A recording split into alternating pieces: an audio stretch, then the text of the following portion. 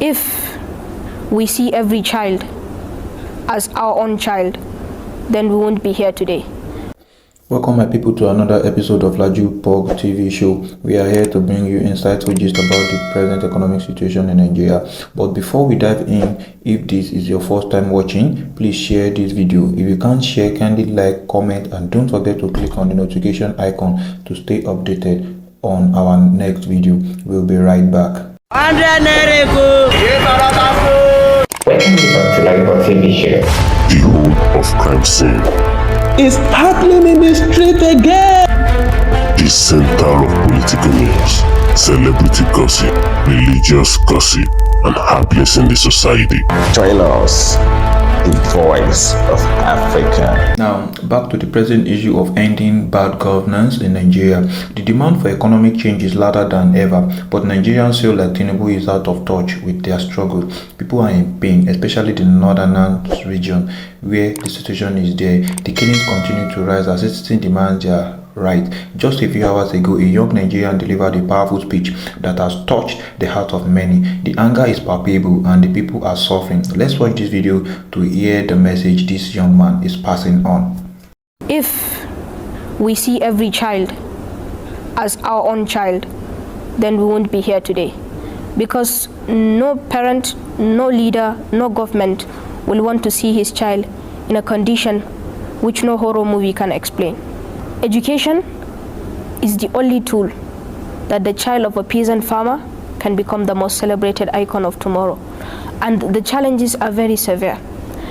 Our schools are destroyed, our teachers killed, our parents murdered, our schools burned down, we are being kidnapped, and even just looking at the physical destruction itself, it's more than that. It's psychological, and it's something that will make you think that the future does not exist for you, because education is the future. Children who lack the access to education are lacking the access to many rights, because they are all connected, because education is like the mother of the child rights for children. The resources that children need are those destroyed, and if we can rebuild those, I believe they're enough for us to have education. As children who are very passionate about education, believe me, we are willing to sit down on the floor if we access education. But then today, it's not even safe for you to sit down on the floor. Either let's talk of having a school or somewhere you can sit down. So I believe the resources they need are their schools, are the support of their parents, the comfort of their families, and strategies from governments and policies to ensure that they have a very conducive learning environment. My message to parents is to always support their children and especially believe in them, because sometimes it can get very dull for children. When you have dreams, when you have aspirations, sometimes negativity will step in and you feel like you cannot achieve whatever you want to achieve. But if parents are there to support you, if they believe in you and they encourage you. The economic crisis and the ongoing protest to end bad governance, he shared that in all his years, he has never seen the country in such pain that is driving people to risk their lives for a better future. It's a shame that our government is asking us to endure and look beyond the present suffering to some vague future. Let's hear what Prophet Ebuba has to say in this video. We'll be right back. Nationwide protests is Prophet Issa El-Buba, convener Initiative for a Better and Brighter Nigeria and the General Overseer of El-Buba Outreach Ministries International. Good morning, sir, and welcome to the morning show. Thank you. It's a pleasure joining you this morning. And glad to see Dr. Rufai. And yourself. I've met your husband in Kenya. Oh, great. Right. And Dr. Ruben, doing a great job. Thank you, sir. Thank you, sir. Well, Prophet, you led the protest, it was reported, in Jos, Plateau State. As a prophet, the expectation is that you preach messages of love, unity, even hope, which President Tinubu has joined, saying he's a hope champion. But you led a protest against the state. Can you explain why you have chosen that option? And then now you are here physically with us in Lagos. It looks like you abandoned the protest. The protest was supposed to be August 1 to 10. Were you persuaded by President Tinubu's address to abandon the protest and leave Jos and come to Lagos? Well, those two issues. Let me answer the last one before I get to the first one. Having abandoned the protest, I believe that you've seen that there was curfew that was declared on the plateau, and also I have some meetings with some of the leaders here in Lagos that we need to sit down and look at the whole situation, and also on how we are going to keep the fire burning until we get things right. And so I'm here specifically to be able to strengthen the hands of men and women that are also willing to fight and to sustain the fight until we recover. Brought the plateau spirit to Lagos. Yes, because plateau stood out. By the grace of God, we were able to lead the protest without one soul, without losing one soul, without a breakdown of law and order. And so it stood out in all the protests in the country. And everybody was calling on the plateau model and template on how they need to follow what we did on the plateau. So let me come back to the first one. The first one, I'm a prophet by calling. And if you look at the calling of true prophets are restorers of values. True prophets are people that raise the standard of what a society needs to look like. True prophets are men and women that restore certain truths to the society and to its leaders. True prophets are men and women that can look up to the eyes of anybody who is doing what is wrong and confront the person without bending down their eyes. True prophets are not materialistic, and they are not people you can buy their conscience. They are emotionally detached or separated from people that will manipulate them for anything. They actually stand for the purpose of God on earth, and they also present the needs of humanity to God. So they stand in between, and that means that they are there for the defense. For instance, the Bible says that Jesus Christ came into this world in order to redeem humanity from captivity. And if that is what Christ came for, to redeem us from captivity, for this purpose, the Son of God was made manifest. Prophet, sorry to interrupt. Yes, sir. It's the same Bible. Yes, which is the main textbook. Yes, sir. Romans 13, verses 1 to 3 says that the people should submit to the governing authorities. Yes. Do you object to that section of the you Bible? have to understand the context of that scriptures. What is the meaning? Why did that scripture? The scriptures there did not say we should cover the iniquity of leaders. But the scriptures there is saying, look here, you sustain institution by invoking the power of God. Now, anything that contravenes the constitution or the institution of God's word, you are meant to go against it. That's why Paul, the same Paul who gave that admonition, said in the book of Timothy, what did he say? He said, all scriptures is given for instruction, for admonition, for correction, for rebuke, and for righteousness. All right, sir. Okay, so what we are called for is to correct, is to exhort, is to lift up the standard of system and society for the benefit of the people. That's why you're a shepherd. You're a shepherd not to see the people go the wrong way. You're a shepherd in order to guide the people on the right path. All right. Okay, great. And thank you so much, sir, for Dr. Bati is a Bible college scholar as well, even though he did not graduate when he went to Bible college. But I wanted to ask you something yesterday, and I'm glad that one of the leaders of the protest is with us in the studio. Senator Adams Oshiomhole was with us yesterday, and he said that the protests had no leaders, had no people, no faces, and so it's good to see your face. But he also mentioned that it was about ending this government, not about poverty, and I want you to speak to that. Was that what you were agitating for in Jos? Were you trying to take out the president from office in terms of ending bad governance? And then if that's not the case, I'd like you to also speak to your statement where you said that the president and the National Assembly should stop living lavishly and be sensitive to the people. What would that look like? Was it reflected in the president's speech? Let me bring you to this. I think this is one of the things that is really, really getting me hard and hot within me. I've observed in this country that we love to sit on the chair of deception and lies. And I'm being very frank with you. Most of the political class, I say most, and that means 90%, come to a stage where they feel they can lie on the people and deceive the people or manipulate the people. Now, let me give you this about this protest. I never knew there was even any plan by anybody. I was in Warri having my conference. I was on a national tour. And I was going from state to state by road. I want to see the state of the nation, so that when we are praying, we know that we are praying specific issues. And I tell you the truth. I've never seen Nigerians in pain like the way I've seen them this time. I've never. When I confronted the former president, I confronted him because I told the nation. This time around, I went on a tour road and I saw the state of the nation.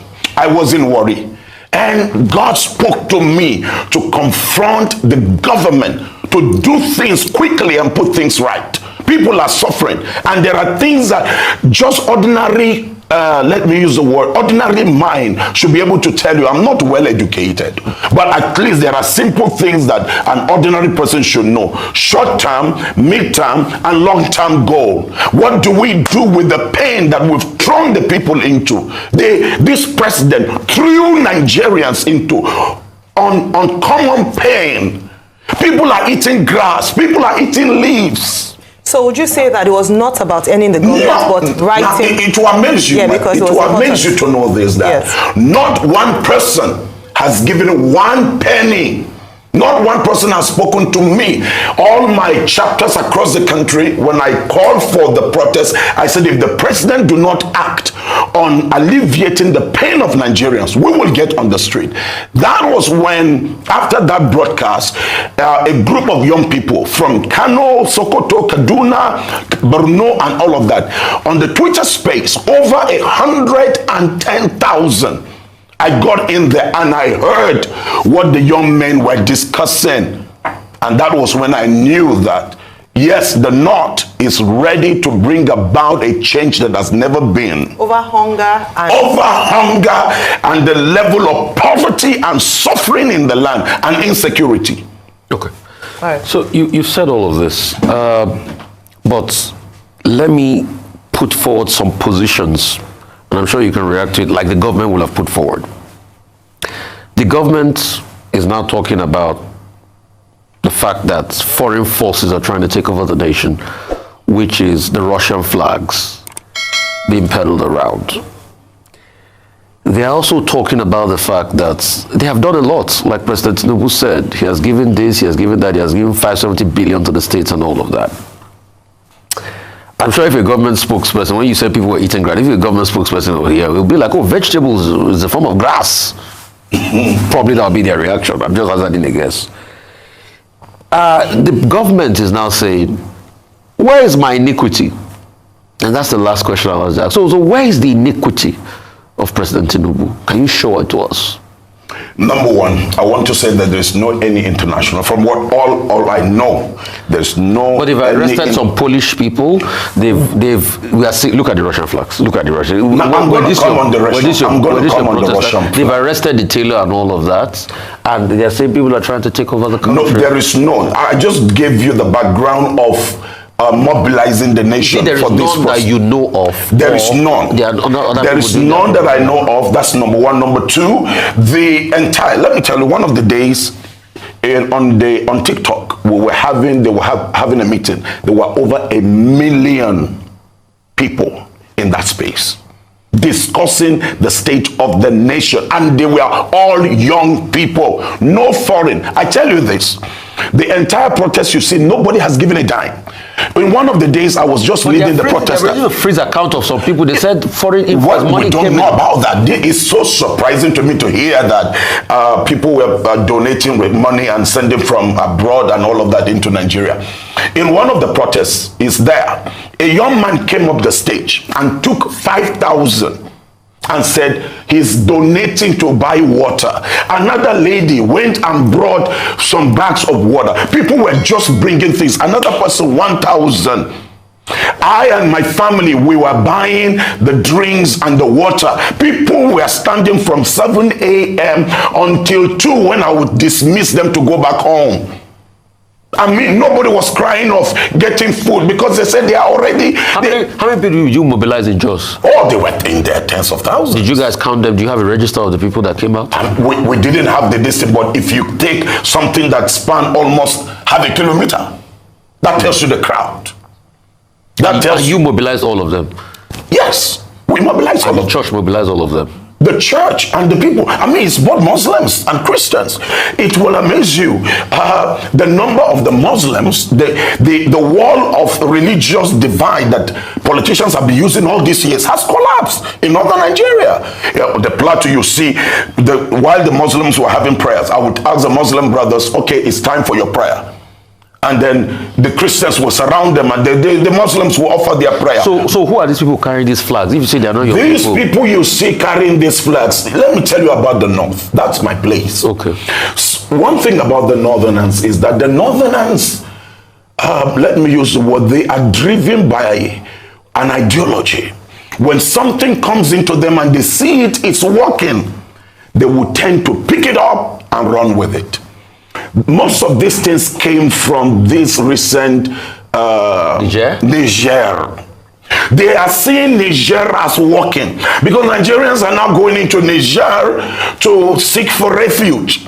So they are seeing Niger, they are seeing Burkina Faso working.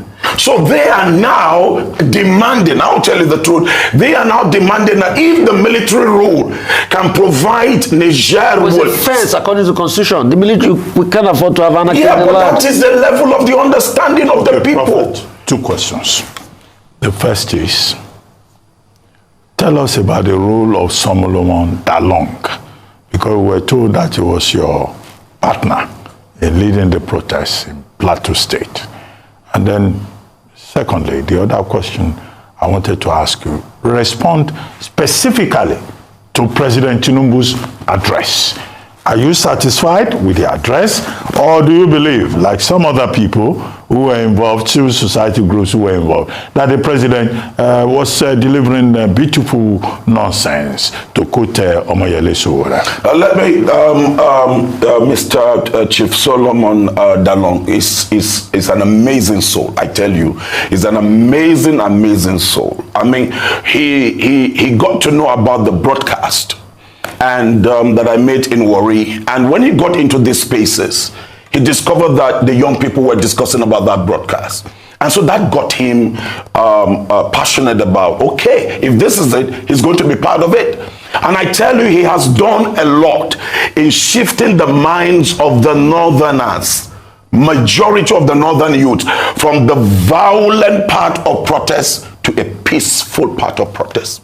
He's a great soul. Number 2, he came out to apologize to the Nigerian people that I was part of a government. We promise you that this is what we're going to do. But I feel so bad that we did not deliver, and I'm sorry. And he apologized before the entire crowd. That is what leadership is all about. And I tell you, if we can have few... That's not Tinubu, that's Buhari. Yes, that's Buhari, but he was part of a government. He was part of APC. This was what they promised, but this is what they brought on the people. So one thing with leadership is to own up your irresponsibility or your failure. Let me come to the presidential address. I mean, that was, to me, that was out of point. I was expecting, Mr. President, there is no protest that has given such a long notice like this protest. And I was expecting the president to come out, let me give you this, on 4 things, quickly. Number 1, my government, I have heard your cry. My government immediately will work on the subsidy, the reinstatement of the subsidy for the next 6 months, while we fix the CNG kits and what have you, the convertible centers across the nation. That's number 1 point. I'm giving directives that in the next 7 days, you can take me on ABC. All right? On agriculture, I am instructing the Minister of Agriculture immediately to deploy all the instruments that are required. Number 1, there are crops that you can grow them in 1 month. There are crops you can grow them in 60 days. There are crops you can grow them in 90 days. Cassava of 90 days, rice of 90 days, corn of 90 days, apart from the vegetables. Apart from the land where we are having issues with security, there are still land where people can cultivate not GMO product, but our real agricultural plants or products. And so in the next 3 months, Nigerians, you can take me up. We're going to have this number of food supply. I am instructing the military and the armed forces to give a cover to farmers, to protect them in the farms. That is what we were expecting. I heard that fertilizers were released. Sir, I bought 450 plots of land in the city of Jos in order to distribute to families to farm this year. I bought a bag of fertilizer for 40,000. I never saw one fertilizer from the federal government. And they said 200 trucks. Did you see rice? I never saw anything. Rice. I know nothing was there. All right. Okay. So let me come in, and this is really important. So let me. So the last two. Yeah. Let me take you on the third one. The third one on the electricity tariff. This thing is biting hard on manufacturers and producers. And so what he needed to do is, okay, on the electricity tariff, we're withdrawing this tariff for this period of time. Until we get our acts together, then we're going to implement the electricity tariff.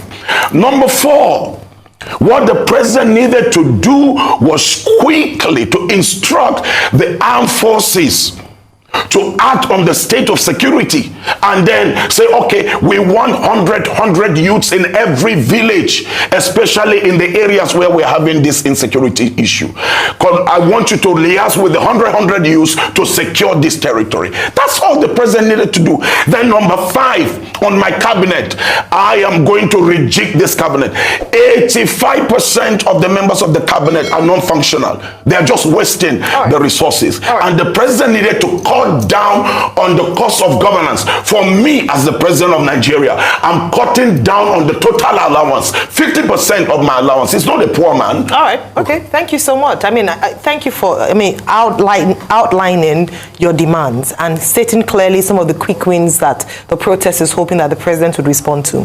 But I have 2 questions for you. The first one is that you say that this president has plunged us into poverty, but they would argue that it didn't start from now, that they inherited a bad government, and that right from the time of President Muhammadu Buhari, the economy was plunged into where we are today, and so they are just trying to mop up what they inherited. What would you say to this? Especially because you didn't protest during President Buhari's time. So why didn't you protest then when things were hard for Nigerians? And then in the first 1 year of the administration, you're protesting. That's one. The second aspect of the question is, are you getting support from the Christian community? You are a lone voice, at least at the moment, in terms of, but some people have said that, oh, if more Christians and pastors spoke out like this, then maybe we might see the change, because they have the ears in some parts of the government. They can speak to power directly. What do you have to say about those things? Let me answer the second one. That's the office of the prophet. Sometimes the prophet do not go with the multitude. Sometimes you know that you're passionate about the state of the people and you go all out. Whether you have the support or you don't have the support, you don't wait for it. You declare the stand. Now, let me come back on the issue of the president is just 1 year. So you're getting support. So you're working on your own. Oh, I'm getting support. Okay. I'm getting massive. You can see the Christian. Are we looking forward to hearing more voices rise up? I trust God for that. Okay. No, this support is it in No. in dollar terms. Nothing. Because we have some accounts. Nothing. I've been receiving not one prayers. naira. They can check my account. My accounts are there.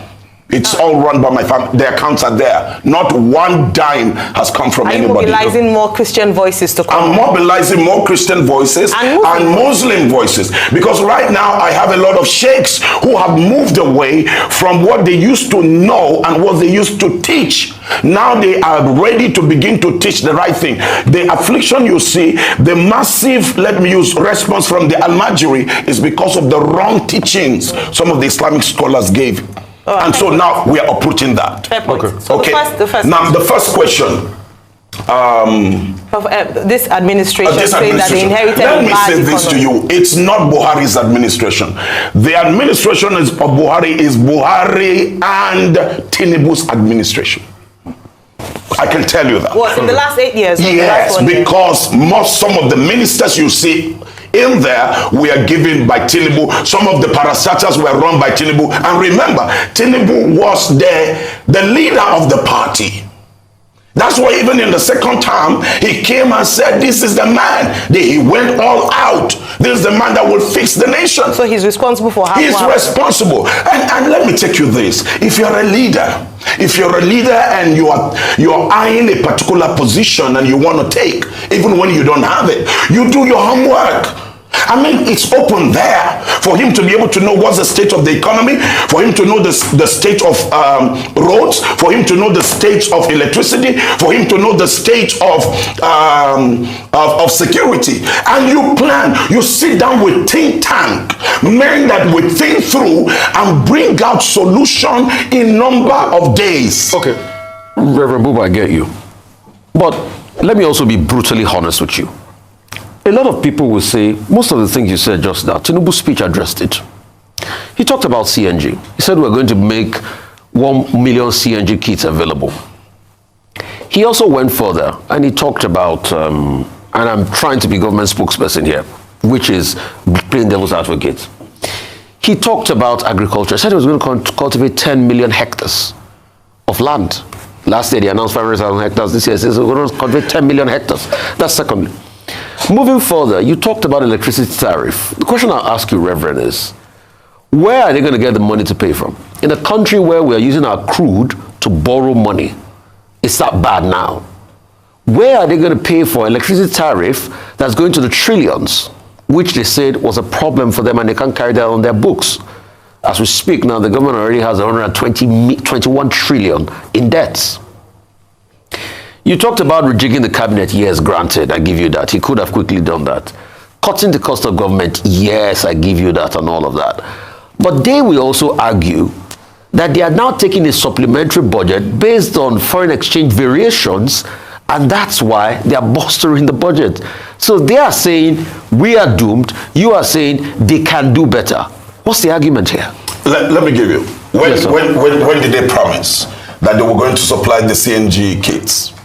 No, that promise, Reverend, in all fairness to you, it's been long. In fact, the promise has been since the days of Wario. Okay, all right. TV President said 5 million. Okay, they promised you, let's assume that the president came on board and did what he did, the wrong policy that he threw to the Nigerian people and threw them out of balance.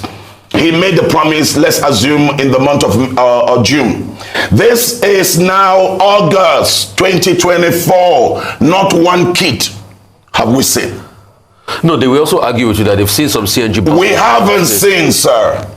I mean, I advise this government. There's a presidential initiative on CNG. No, sir. Some buses have been deployed. In fact, where? They went to check some CNG buses that they were building in a plant in Lagos. Where? And some other parts. Okay. Like we've heard of CNG use. But we haven't seen anything. We haven't seen anything. We haven't seen anything. You're sure about that? Okay. All right. Now, those convertible kits are not something that are like aircraft engine that you will have to go and place an order. And recently they made a donation in Sokoto to some public transport owners. Yes, what donation? I think about 100 or more than 100 CNG kits for their buses. Well, we haven't. I have told you this. I have gone. I traveled to the entire northern states. I went state by state. I haven't seen one. Okay. Now, this is over 1 year. These kits are not things that will take you more than 3 months to import them and bring them into the country. It's nowhere.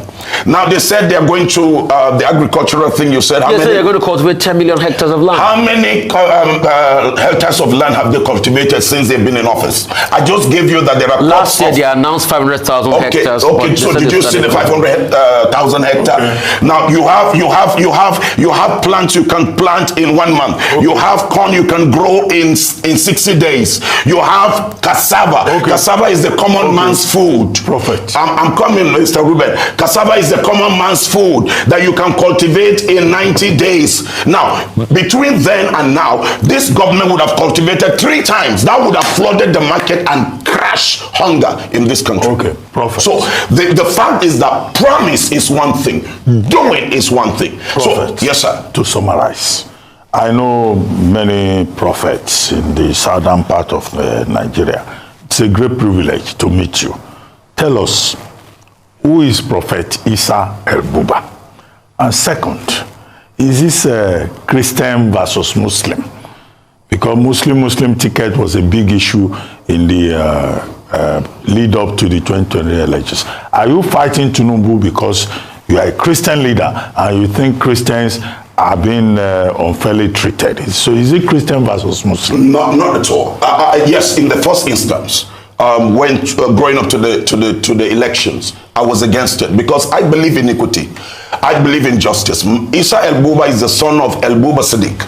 My father was a statesman. My father fought and stood for humanity. He was in Burma, laid down his life to secure humanity. My father came back as one of the most honored royal officers. And when he came back, my father served this country and served it so well that we were not allowed to touch a dime of what belongs to government. My father would rather allow us to suffer, and he was an officer. No, talk about yourself. I'm talking about where I'm coming from, because you know about me from where I'm coming from. Yeah. All right? You know the character of the person from his foundation. That is El-Buba. And I am a Kanuri Chupri by tribe. From Maiduguri, I'm a father of sons and daughters. I'm a grandfather of 8 grandchildren. And I'm the leader of the prayer movement called Ebomi in Jos, and the convener of the Initiative for a Better and Brighter Nigeria. I am a Nigerian that want to see a Nigeria work. I believe in the new Nigeria. I believe that people need not to go through what they're going through right now. This country is extremely blessed. But I tell you the truth. There are a class of elites that have bonded a covenant that they will not let this country rise. And I have a mandate. I have a mandate to make sure that this country rises. For the past 4 years, I've not traveled to the United States. I've shut down my trips. I've shut down my trips to Europe because I can't be preaching to people in a foreign land about the greatness of the grace of God, and right in my country, things have been messed up. All right. Well, thank you so very much, Prophet Issa El-Buba. You brought the fire. Holy Ghost fire. You want to say what a prayer for Nigeria? Yes, I will want to. I want every Nigerian to know that we have a hope. And all Nigerians, you know that nobody can heal a nation except you. Stand up and defend your right to know that this country belongs to you. Don't be intimidated by anybody. The time of change has come, and we must all rise to protect our government and protect our institution. May the Lord be with you. May the Lord bless you. We are neutral here, Prophet. This Arise station is non-partisan, non-religious. We are completely neutral. But it will amaze you that the Muslims in this protest demanded for the prayers to be offered, and we prayed in Christian religion, and then on Friday we prayed with the Muslims. Welcome back, my people. As I said in one of my previous videos, democracy in Nigeria is no longer government of the people, by the people, and for the people. Instead, it becomes government of the people, by the government, and for the government. How can our leaders sit comfortably in their agbada in Aso Rock and ask us to calm down? The level of poverty and economic hardship in Nigeria is alarming. Recently, Nigeria was ranked as having the highest inflation rate, secondly only to Egypt. What exactly are they trying to tell us? We are seriously tired and frustrated. Instead of appeasing the northern regions and logically addressing the unrest, they are raising Russian flags and burning Nigerian flags. While we don't support such acts, we must recognize that this chaos is a result of the government's failure. What development has been made? No youth want to stay in the country anymore. Our women are turning to prostitution, and millions of men are becoming internet fraudsters, all because of a failing economy. My people are demanding change, and there's no time to waste. Imagine walking into hungry lion's cage and asking it to be quiet and patient. You know, a hungry lion is an angry lion. This is the situation of our country. The government must act quickly to curb this menace before it spirals out of control. My people, this is where I'll stop for today's episode. Please like, comment, and share this video across all social media platforms, and don't forget to click on the bell icon to get updated on our next video. Bye for now. Thank you very much for watching this episode. Please don't forget to like, comment, and share, and stay tuned for our next video.